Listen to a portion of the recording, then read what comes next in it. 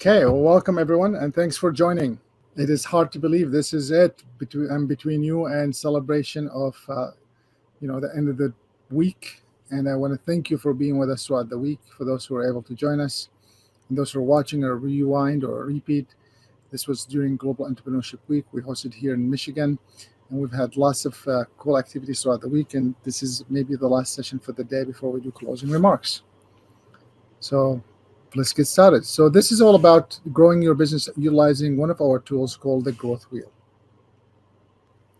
I'm not sure how many of you guys are familiar with it, but it's a wheel that we utilize here to allow you to understand what would it take to grow the business utilizing, I'm going to call them 4 sections of your business, okay?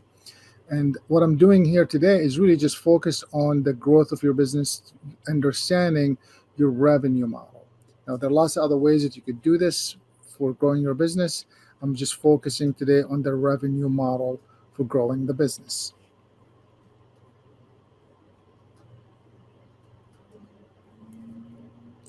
I'm going to skip the introduction about me because many of you have attended some of the other workshops. So I'll just say there are lots of other tools that we use to grow the business.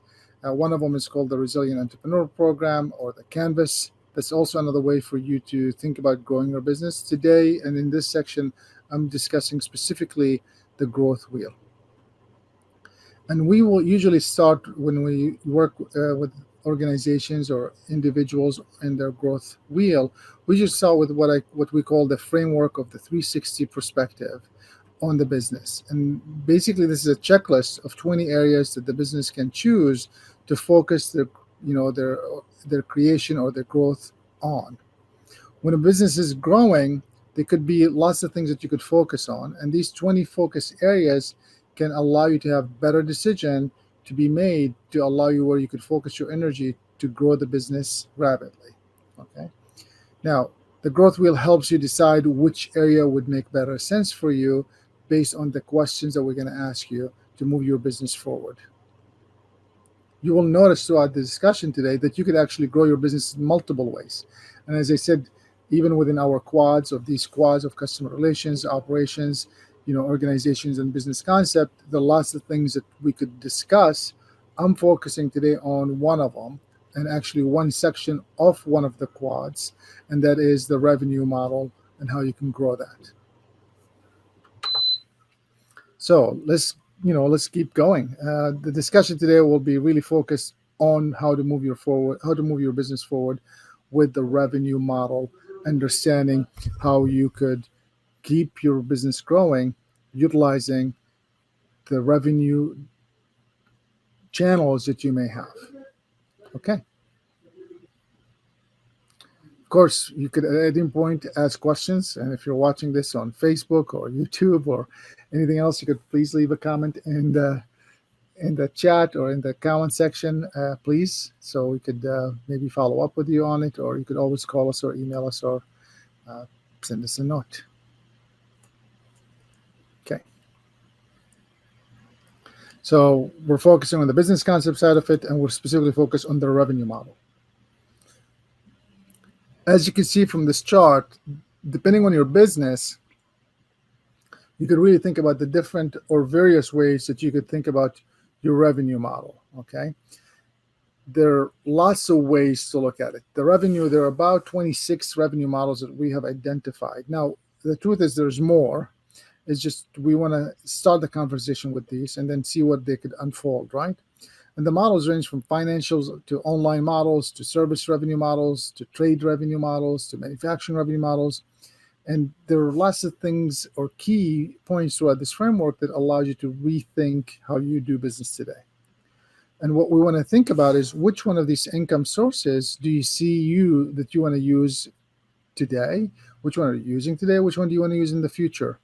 These things, just by even looking at them in a higher level like this once, will allow you to better understand which areas to focus on.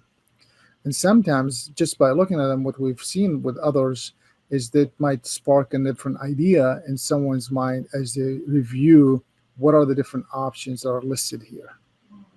Also, it might allow you to think about, can I improve my business concept by using revenue models that maybe are not traditionally used in my industry, it might allow you to think that. This is why we're exposing you to all of them, because we believe sometimes when you see something that someone else is doing, even if it's a different industry, it could spark a different idea for you.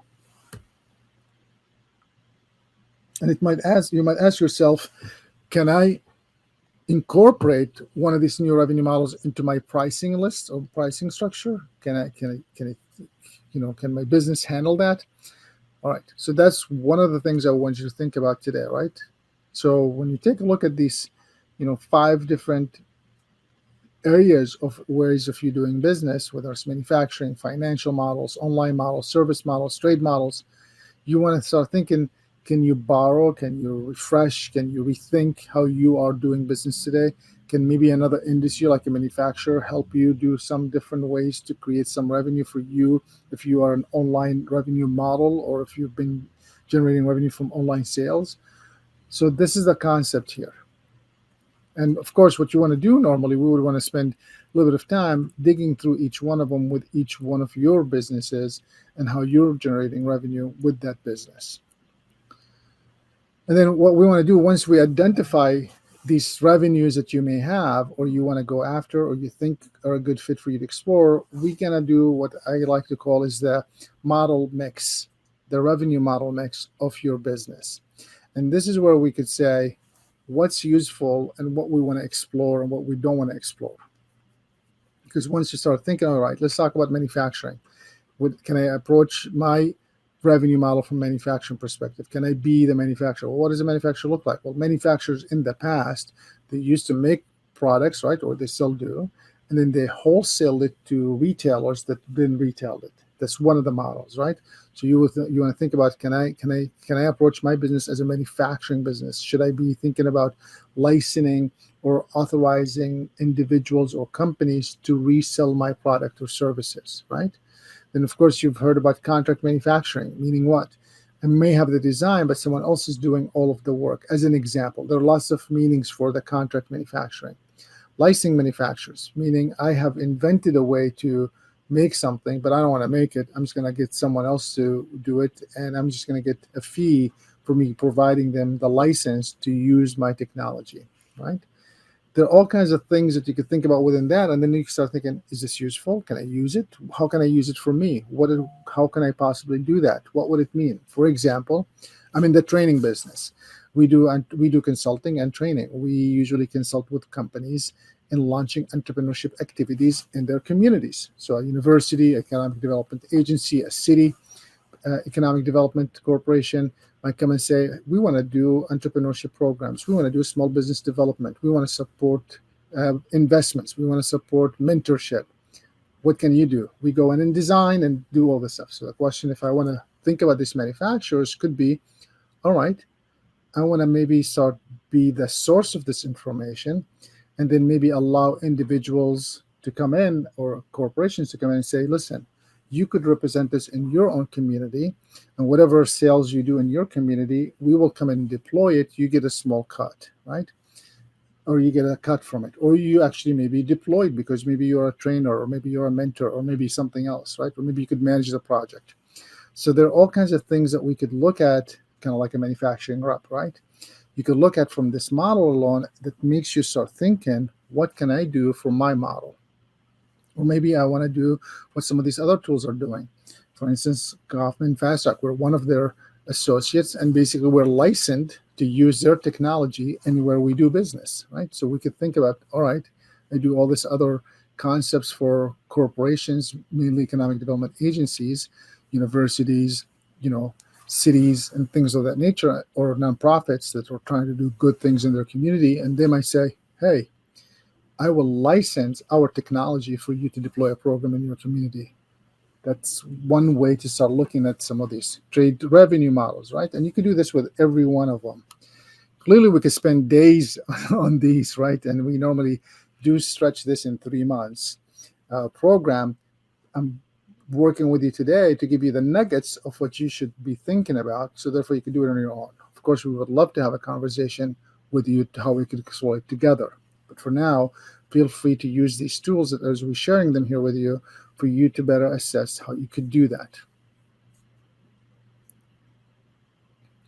Then we start looking at is the value that we're creating based on this model that we created. So now we looked at the different ways that we could make money, and we recognize, well, we could actually add value if we did that, because maybe we could have some more locals in the community doing the work than we are delivering the work.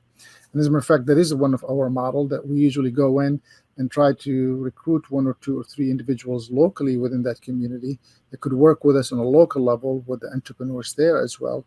And then we kind of like support them and the entrepreneurs in the same time. And sometimes we do it in phases, so training the trainers and then training the actual entrepreneurs. So therefore, there's a program right away, just at least deployed. Sometimes we do it in just phases. We run the program for a year or two, and then we recruit a couple of individuals that could support us there, and then a year or two after that they run it and we just support them. Then we just slowly transition to let them run it, and we become more of a support system for them, right? So that's one of the things that we could think about. Well, once we do that, then now we could go back and say, what's the value propositions that we're doing in this business to business? Can we create a higher value for the opportunity that we're doing here? So now you can start thinking about what? Upselling. Can I upsell? Meaning, for instance, they were interested in deploying a program into their community. We can do that. I can deploy the team and they can do it. Well, but they could also do train the trainer. So that's another program that we could done. Or we actually a lot of times, unfortunately, in our space, is we're not a good example maybe for this. We might downsell because they'll come to me and say, Faris, can you deploy fast track? And I'd love to do a fast track. Or can you deploy this program? I'd love to do that program. And then after we learn what they're trying to do, we might say, well, you might want to deploy this other program because it's shorter or it's longer or whatever. It makes better sense based on what you're telling us.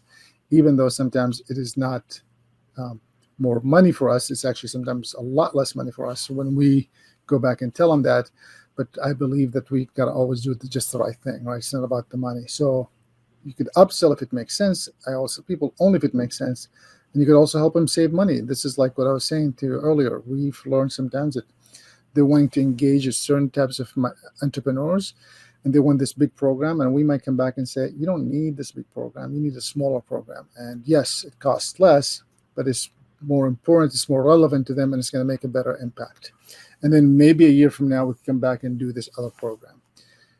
You also want to think about with your proposition, how you're creating value. Is there a different way to do the experience? And I mentioned to you, like in our example, you could think about, locals, because now they could understand what's going on, and they could use language that maybe an outsider might not know, or use references that you wouldn't recognize or be aware of. And that could be adding value to the businesses that you're working with to generate more revenue or to keep you doing business with you. So remember, first we look at all the different revenue streams. Then we discuss, can we take one of them that we can learn from or adapt or maybe borrow something from or even deploy. And now we can start thinking about, can we add value to what we're doing with that? In addition to the new stream, can we add value to it? Excuse me. And then, of course, we start thinking about the qualities, right? So now we want to know, now that we added value, we want to think about the customers might appreciate having a new rep. The customers might appreciate being licensed, right? I'm not sure which one you want to pick. And I'm using these just as an example to help you grasp some of these concepts that we're discussing today. And I'm using us as an example, but we could use any of you as an example. And you're welcome, by the way. For those who are with us in the chat or in the comments, feel free to write us and tell me, hey, I do this, what can I do? Happy to answer that as well. All right.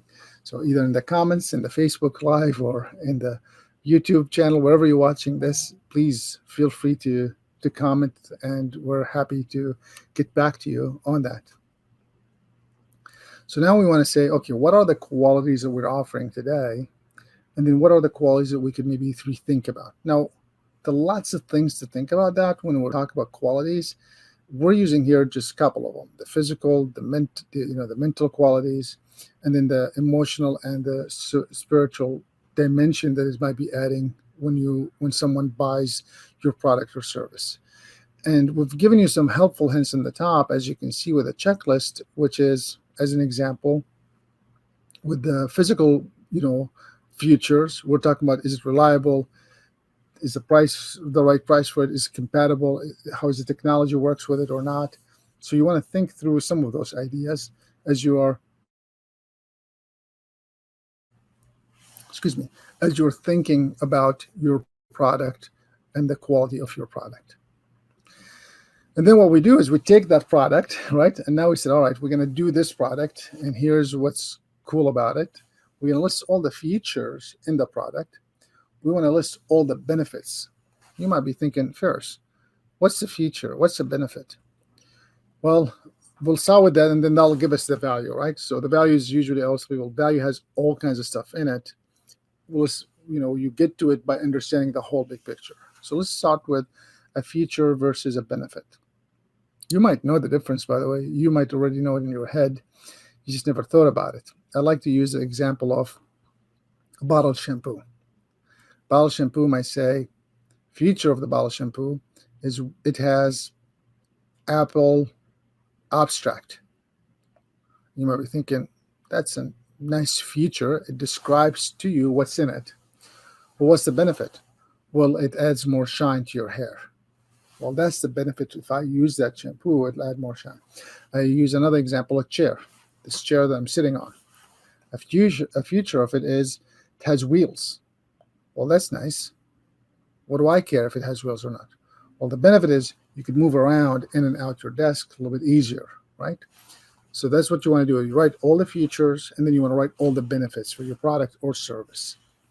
And then you want to think about, can this, what I'm looking at here, does this add any value to the customer, right? Does it add value? Does it make an impact? Does it allow them to do something more? Does it save them time? Does it save them money, right? Does it solve a problem for them? So these are some of the ideas. Does it strengthen their brand when they get that? Does it make them look stronger? Whatever you think, you want to think about what's the value that's creating from this benefit that has this feature. So our example of, hair or chair, either one, the chair, the feature, it has wheels. The benefit, it allows you to move in and out your desk. The value that it could create is, save some time from having to, move in and out your desk because it's just a little bit faster, or save some energy because you don't have to lift your chair every time you leave, and spend your energy on that. You can spend your energy doing something else. So this is what I mean by that. You want to think through all these different things, because with that, you might discover that this product or service can be sold to a new customer that you never thought about. And now we go back and start thinking, can we reevaluate the price, right? What are the categories? What are the product or service that I'm going to have? What are the current prices today? With the future and the benefits that I just mentioned, can the future price be something different, right? Today I'm selling it for $50. Can I sell it for 75? Is that reasonable? Is that too much? Should I go for 55? Should I go for 51? How can I explain the increase to my customer? We all now facing some of these challenges, right? You go to buy a car today, it's much more expensive. You go to buy a rent a house, it's much more expensive. You want to build a house, it's much more expensive. You want to buy a computer, it's much more expensive. Well, there's a shortage in supplies. Okay. So now you understand, they're explaining to you why is the price is different. So the same thing with you. Why would I want to pay you more?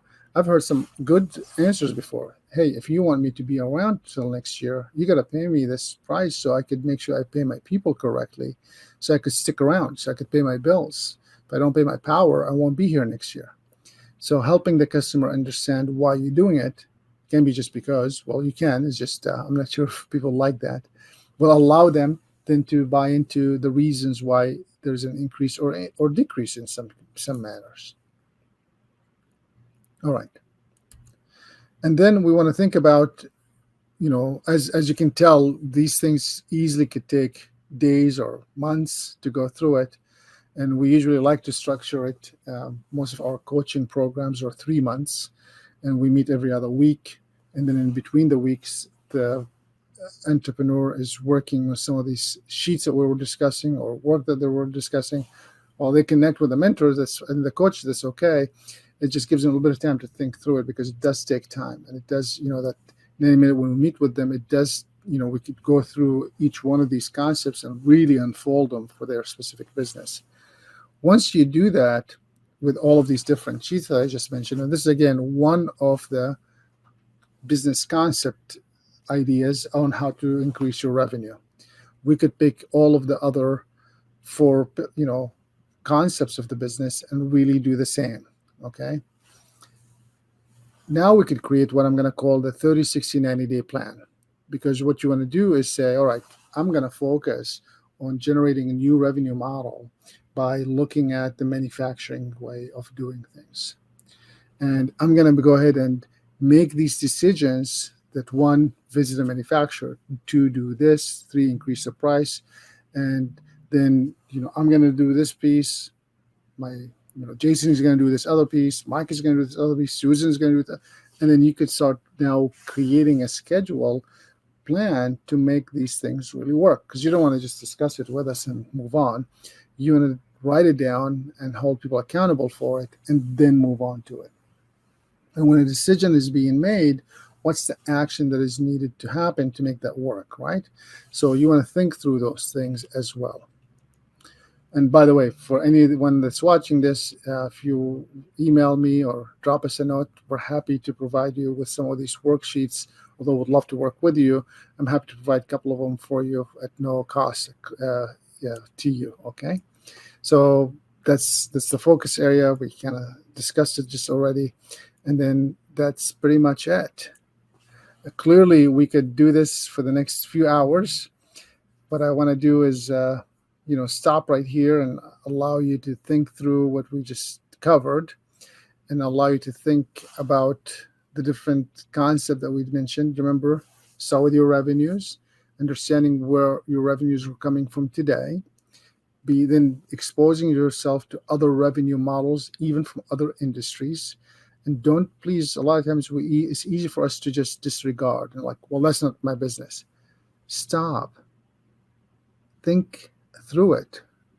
How can that be applied to your business, right? What can you learn from it for your business? It doesn't mean that you should copy it, but can you learn from it to think about a business model for you? Now, the truth is, once you go through the exercise, you might think, no, I never want to do that. And that's fine. It's just going through the exercise will allow you to really think through your business and the different revenue models that your business can have. Then you want to think about, can you take that one model and stretch it? Can you add value to it? And then you want to think about this new product or service, or the existing product or service. What are the future of it? What are the benefits of it? Is there value when we offer it? Can this value be offered to another revenue stream that could potentially allow us to do this? And that's really what you want to do with the different revenues that you have today, or if you have only one, to rethink that by exposing yourself to all these ideas that we just discussed today. I hope that this gives you some insights on how you could re-examine your thoughts about your revenue and how you could, grow your business utilizing our growth wheel tool to understand your revenue streams and expanding them. Thank you for being with us today.